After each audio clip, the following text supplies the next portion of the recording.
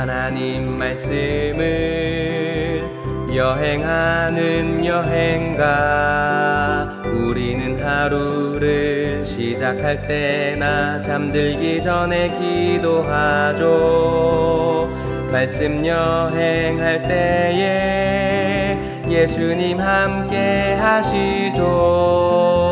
우린 함께 말씀을 여행하는 주님의 어린이.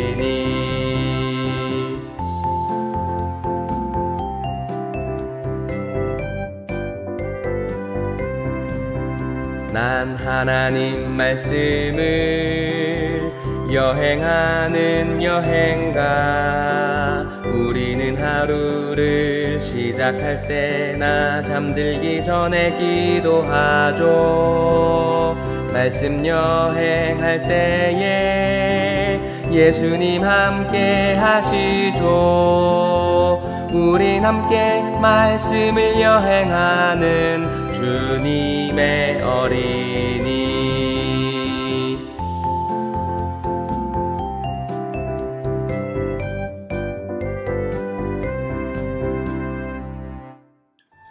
자, 우리 어린이 여러분 안녕, 반갑습니다. 행복한 안식일 저녁입니다. 그쵸? 또 특별히 이번은 설 명절이 있네요. 비록 코로나 환자가 많이 늘었긴 하지만 또 가족들과 시간을 보낼 수 있고 자그만치 5일이죠. 5일의 긴 연휴를 놀 수 있어요. 그래서 참 좋은 때인 것 같습니다. 오늘은 특별히 설을 맞이하는 안식일이 겨울 성경학교 마지막 날이 될 것 같아요. 올해 겨울 성경학교 5번째 시간을 우리 한번 같이 보내보도록 하겠습니다. 제목부터 읽어봅시다. 시작! 교회, 그리스도의 몸이 되는 것. 맞습니다. 교회는 예수님의 몸이 되는 공동체입니다. 우리의 믿음 12, 기본교리 12번째 이야기를 한번 같이 읽어볼게요. 준비됐죠? 시작! 나는 교회가 두려움이나 어색함 없이 예수님을 사랑하는 사람들이 그분을 찬양할 수 있는 장소라고 믿습니다. 그것은 매주 즐거운 가족 모임에 참석한 것과 같습니다. 예수님은 교회를 사랑하시며 교회에서 간구하는 모든 소리와 찬양을 들으십니다. 맞아요. 예수님은 우리의 목소리를 들어주십니다. 특별히 교회에서 예배 드릴 때 우리 예수님은 우리 친구들의 이야기 하나하나를 다 들어주신다라고 이야기하고 있습니다. 더 중요한 것은요, 교회가 두려움이나 어색함 없이 예수님을 사랑하는 사람들이라고 표현하죠. 다른 말로 해보면요, 벽이 없는 거예요. 벽이 없는 거예요. 벽이 없다는 건 어떤 걸까요? 돈이 많은 사람은요, 콘크리트로 된 담벼락을 높이 쌓습니다. 권력이 많은 사람은요, 권력을 보호하기 위해서 사람으로 여러 개의 장막을 칩니다. 하지만 하나님과 가까운 사람, 하나님의 교회가 된 사람들은요, 그 벽이 낮습니다. 인종도, 문화도, 성별도 그렇게 크게 상관없습니다.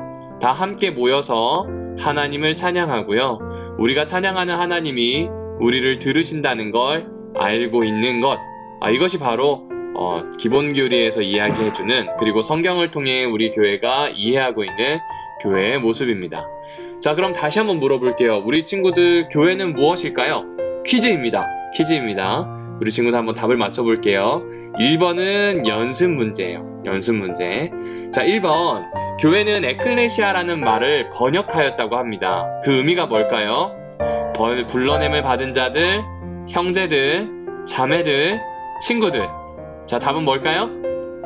네, 우리 친구도 올리고 있나요? 네, 정답은 그렇죠. 불러냄을 받은 자들입니다. 에클레시아는 본래 사람들의 모임이란 뜻입니다. 그런데 교회를 에클레시아라고 쓰면서 새로운 모임이 생겼다는 거죠. 그 당시에 사람들이 만들었던 모임은 시민단체 아니면은 길드 요런 것과 많이 비슷했다고 하더라고요. 비슷한 일을 하는 사람이거나 비슷한 지역에 있는 사람들이 모여서 목소리를 내기 위한 모임이었습니다. 그런데 교회는 그런 것과 다른 모임입니다. 그런 사람들 중에서도 예수님의 부르심을 응답하여서 모인 것, 그래서 구원과 봉사를 위한 신앙 공동체, 그 모임이 바로 에클레시아입니다. 자, 연습 문제 쉬웠죠? 자, 그러면 고린도전서 1장 2절에는 도대체 어떤 이야기를 할까요? 고린도에 있는 땡땡땡땡 곧 그리스도 예수 안에서 거룩하여지고 성도라 부르심을 받은 자들과 또 각처에서 우리의 주 곧 그들과 우리의 주 대신 예수 그리스도의 이름을 부르는 모든 자들에게 라고 되어 있습니다. 이건 진짜 문제입니다. 우리 친구들 한번 적어 주시겠어요? 뭘까요? 아니면 지금 빠르게 성경을 찾아서 답을 올려줘도 됩니다. 답은요? 네, 뭘까요? 아이고, 나왔나요? 네, 하나님의 교회입니다. 아이고, 너무 빨리 넘어갔네요. 네, 하나님의 교회입니다. 다시 읽어볼게요. 고린도에 있는 하나님의 교회라고 표현합니다. 여러분이 하나님의 교회는 우리나라에 있는 안산홍 증인회를 이야기하는 게 아닙니다. 고린도에 있는 하나님 교회는 예수님 안에서 거룩, 곧 구별된 교회입니다.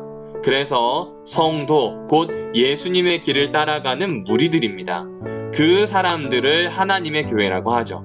또 교회가 하나님의 교회인 이유는 원래 모임에는 그 모임을 주관하는 사람이 있잖아요. 교회를 주관하고 교회를 다스리시는 분이 하나님이기 때문에 하나님의 교회라고 부릅니다. 자, 우리 친구들 답을 잘 적었을까요? 예, 방금 이 성경절에 대한 답은 목사님이 추첨해서 꼭 선물을 보내도록 하겠습니다.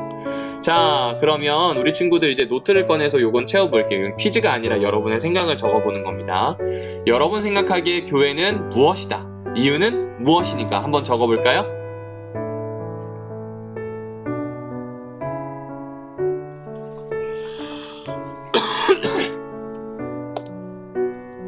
네, 여러분은 교회가 무엇이라고 적었을까요? 다양한 이야기가 나왔을 것 같은데요. 성경절을 찾아서 교회가 무엇인지 찾아보도록 하겠습니다. 자, 골로새서 1장 18절. 그는 몸인 교회의 머리시라 라고 표현합니다. 그는 예수님이에요. 몸으로 교회를 두셨어요. 예수님이 머리이시고 교회는 몸입니다. 자, 그러면 교회는 뭘까요? 하나, 둘, 셋. 그렇죠. 몸입니다. 다른 몸이 아니라 예수님의 몸입니다. 이걸 이야기하면 어떻게 생각할 수 있냐면요. 우리 친구들이 예수님의 몸으로 다 연결되어 있다는 거죠. 우리 친구들 몸에 단 한 곳도 필요 없는 것이 없습니다. 여러분이 수술을 해서 혹시 맹장을 떼내더라도요, 맹장을 뗀 다음에는 면역력에 조금 어려움을 겪게 되거든요. 아주 작은 이 맹장이라고 하는 것도 다 역할이 있고 쓸모가 있어요. 손톱, 발톱부터 시작해서 그 혈액 안에 있는 모든 성분에 이르기까지 세포 하나하나가 다 기능을 해야 합니다. 그래서 교회는 예수님의 몸입니다. 예수님께서 우리 친구들 한 사람 한 사람을 당신의 지체이자 당신의 기관으로 가지고 계신다. 이렇게 생각하면 될 것 같아요. 두 번째 성경절입니다. 누구든지 하나님의 성전을 더럽히면 하나님이 그 사람을 멸하시리라. 하나님의 성전은 거룩하니 너희도 그러하리라고 되어 있습니다. 그러네요. 교회는 뭘까요? 그렇죠. 성령께서 거하시는 집인 성전입니다. 성전의 모양은 바뀌어왔어요. 어떻게 바뀌어왔을까요? 제일 처음에는 하나님의 숨이 깃들어 있는 아담과 하와, 사람이 하나님의 집의 역할을 했습니다. 그리고 그 하나님의 집의 역할을 하던 사람뿐만이 아니라 에덴 동산 역시 성전이었음을 우리 지난해 공부하면서 배웠죠. 조금 더 복기해보면 생명나무와 선악을 알게 하는 나무가 지성소의 역할을 했고요. 동산이 성소고요. 그 밖이 뜰의 역할을 했던 곳입니다. 그런데 하나님께서는 인류 역사를 통해서 성소를 눈에 보이도록 아예 만들어 주셨어요. 동산도 아니고 또 사람도 아닙니다. 바로 천막으로 만드셨습니다. 왜냐하면 이스라엘이 여기저기 떠돌아다녀야 했기 때문에 천막으로 만드셨어요. 그런데 이후에 이스라엘 백성이 이스라엘 땅에 정착을 하죠. 정착을 하게 되면서부터는 건물로 된 성전을 짓습니다. 이후 성전이 망가지게 돼요. 왜 그럴까요? 이웃나라의 침략으로 성전이 완전히 무너져 내리게 됩니다.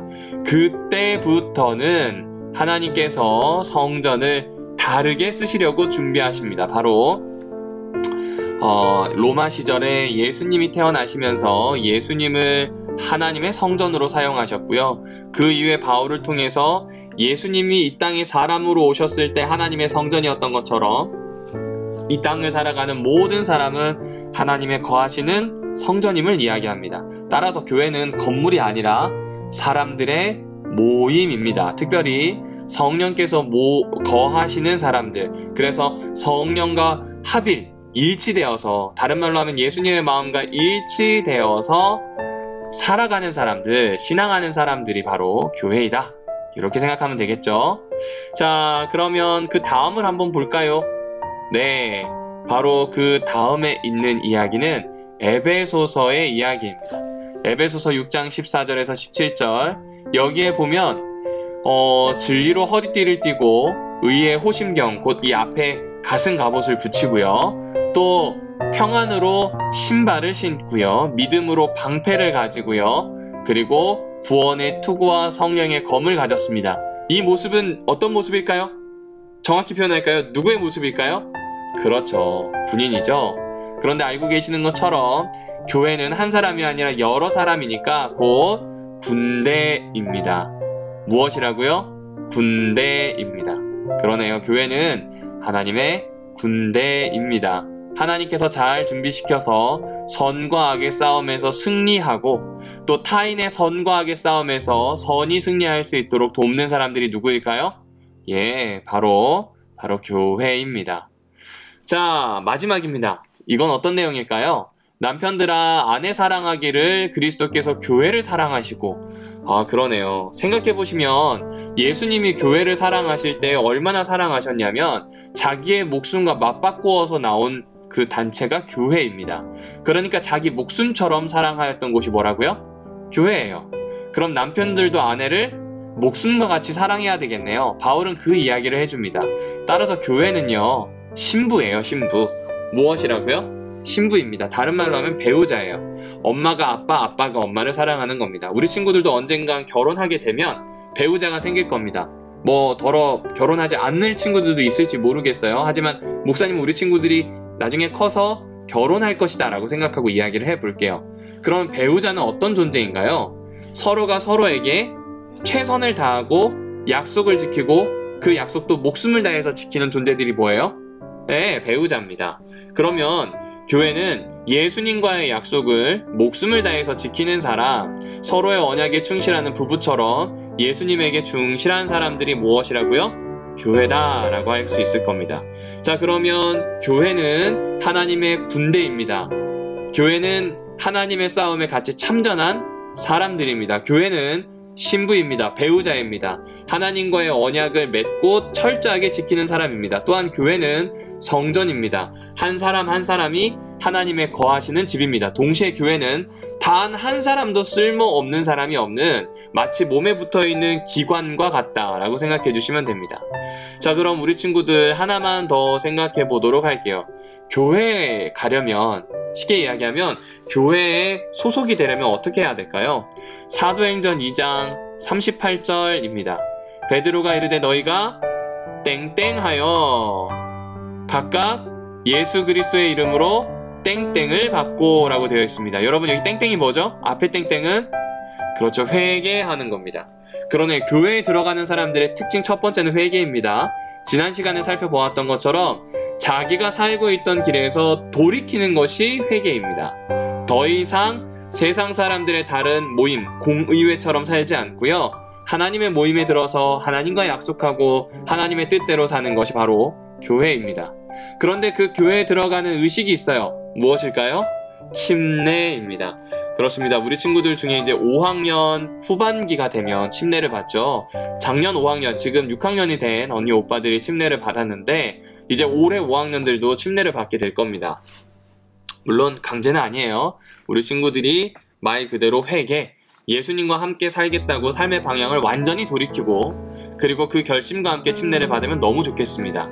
왜냐하면 죄송합니다. 예수님이 이렇게 침례를 줄 때 여러분에게 죄사함, 곧 죄를 깨끗이 씻어내고 성령의 선물로 예수님의 사람으로 살아가도록 만들어 주시거든요. 한마디로 얘기하면 우리 친구들의 삶이 자유로워지고요, 그 자유로워진 삶에서 성령 하나님의 명령을 쫓는 것, 이것이 바로 우리 성경에 나오는 이야기입니다. 자, 베드로전서에서는 이렇게 되어 있습니다. 너희도 산돌같이 신령한 집으로 세워지고 예수 그리스도로 말미암아 하나님이 기쁘게 받으실 신령한 제사를 드릴 땡땡이 되라고 되어 있습니다.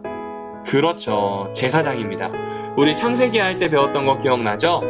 인간은 제사장이자 왕으로 지음을 받았습니다. 제사장은 성전 안에 있는 기물을 돌보고요. 그리고 제사장은 성전을 깨끗게 하는 사람입니다. 심우하고 지키는 사람입니다. 마찬가지로 우리는 제사장입니다. 어디를 향한 제사장일까요? 하나님의 교회에서의 제사장이고, 교회는 모든 사람들에게 제사장 역할을 해야 합니다. 사람들에게 하나님을 알아가도록, 분별하여 하나님 앞에 죄를 드리고 죄사함을 얻도록, 그리고 자유함을 얻도록 만드는 일을 하는 존재들입니다. 그러니까요, 우리 친구들이 어떻게 교인이 되는가, 교인이 되는 자격이 무엇인가 생각해보면, 회개하고 침례를 받은 후에 하나님의 제사장으로 세워짐을 인지할 때입니다. 곧 하나님의 일을 대신해야 하는 사람이구나, 하나님과 함께 일해야 되는구나, 하나님이 하시는 선교와 하나님이 하시는 복음 전도에 내가 참여하는 사람이구나를 알아야 한다는 것이겠죠. 하나가 더 있습니다. 모든 자에게 줄 것을 주되 조세를 받은 자에게는 조세를 바치고 관세를 받을 자에게는 관세를 바치고 두려워할 자를 두려워하고, 그렇죠? 두려워할 자를 어떻게 하라고요? 네, 두려워하래요. 존경할 자는요? 네, 존경하라는 표현이 나옵니다. 그렇습니다. 우리 친구들이 회개하여 침례를 받고 하나님의 제사장으로 세워진 다음 여러분에게 맡겨진 사람들을 존중하고 사랑하는 것, 그것이 바로 교인이 되는 자격입니다. 그렇죠. 그러니까 교인은 그냥 교회만 왔다 갔다 하는 게 아니네요. 하나님의 명령을 수행할 수 있는 사람, 삶의 방향을 하나님께 맞춘 사람이 교인이라 할 수 있겠습니다. 자, 그럼 교회에서는 무엇을 할까요? 예배, 교제, 말씀 선포, 예식, 복음 전도, 이 5가지가 이루어집니다. 이건 절대 잊으시면 안 됩니다. 예배를 한번 볼까요? 예배는요, 모이는 거예요. 모이는 거예요. 모여서 우리를 구원하여 주신 하나님의 은혜에 감사를 하고요, 살아갈 힘을 하나님에게서 얻는 겁니다. 교제는요, 이것은 복음을 위한 일입니다. 그러니까 다른 말로 하면요, 교제는 그냥 히히호호 이렇게 노는 것도 포함이 될 수 있어요. 굉장히 중요해요. 그 친밀감을 가지는 교제가 중요한데, 그 교제의 핵심이 뭐냐, 이런 거죠. 교제의 핵심은 복음을 위한 일에 함께 참여할 수 있는 든든한 버팀목들이 우리 서로 친구들, 교회 성도들이기 때문에 그렇습니다. 그러니까 교제가 중요해요, 중요하지 않아요? 중요해요. 그래서 이 교회에서 서로 알아가면 좋겠습니다. 그리고 알아가다 보면 서로 맞지 않는 사람들이 있죠. 그 맞지 않는 사람들이 있는데, 현대 교회도 그렇고 현대인들은 맞지 않는 사람들과 그렇게 함께 하고 싶어 하지 않습니다. 맞아요, 그럴 수 있어요. 그리고 그게 참 어렵습니다. 실제적이기도 해요. 근데 우리 친구들 그걸 생각하면 좋을 것 같아요. 하나님은 우리 친구들을 가장 아끼셔요. 가장 귀하게 보십니다. 마치 보석으로 보자면 다이아몬드겠네요. 근데 여러분 그거 아세요? 다이아몬드는 굵기가 모든 광물 중에 제일 단단한 광물이에요.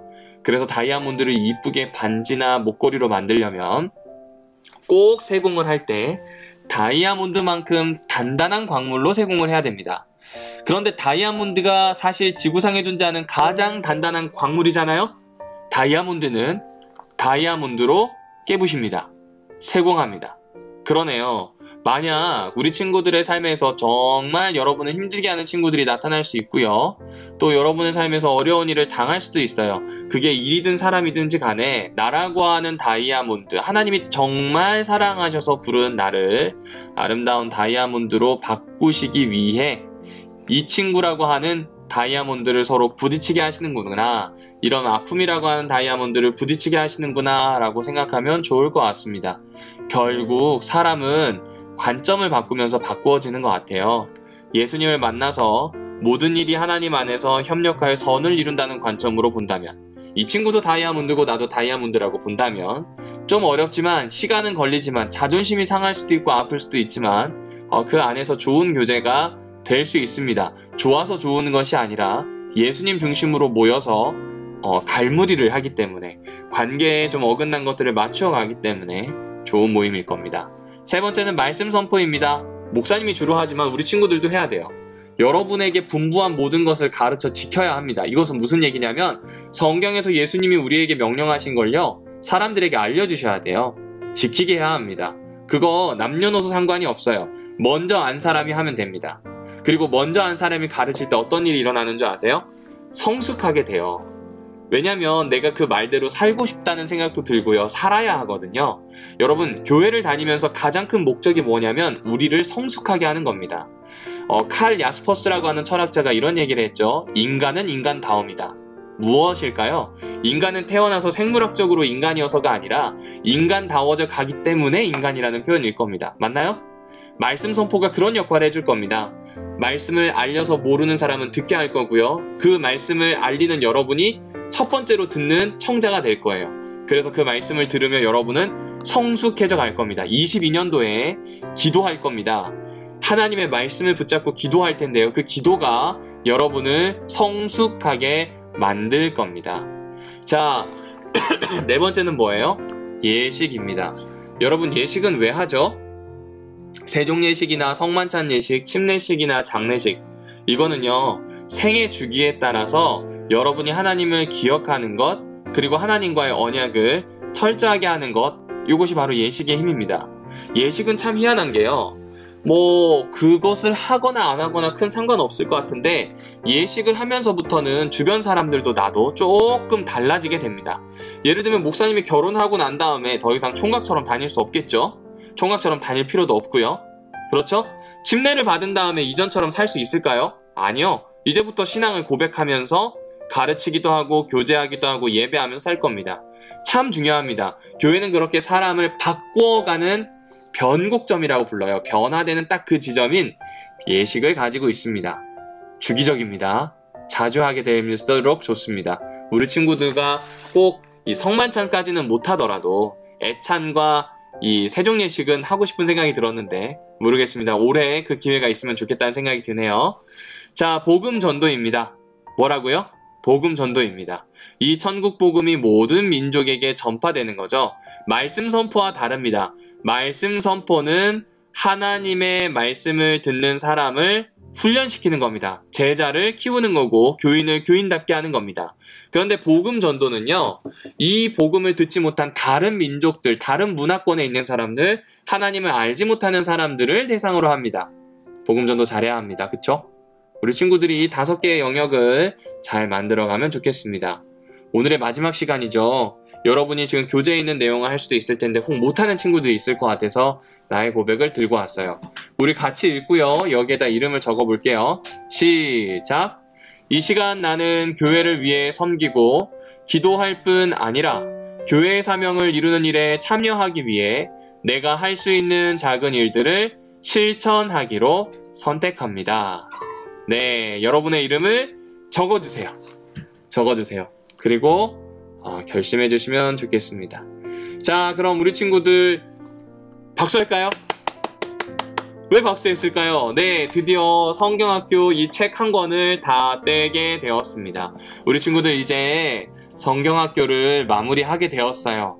겨울 성경학교는 친구들이 성경을 보는 사경회입니다. 이 사경회를 다 마무리하게 되었습니다. 하나님의 은혜와 평안이 우리 친구들에게 함께 하기를 바라고요. 이 내용을 자주자주 읽고 복습하여서 성경에서 이야기하는 것들을 삶으로 가져오면 좋겠습니다. 우리 내일 예배 때 다시 만나고요. 혹시 설 명절이라서 출발한 친구들은 안전하게 다녀오세요. 자, 다시 약속합니다. 목사님이 오늘 퀴즈라고 이야기했던 곳에 남겨놓은 친구들은 네이버 사다리로 추첨해서 꼭 선물을 드리도록 할게요. 자, 우리 어린 여러분 안녕.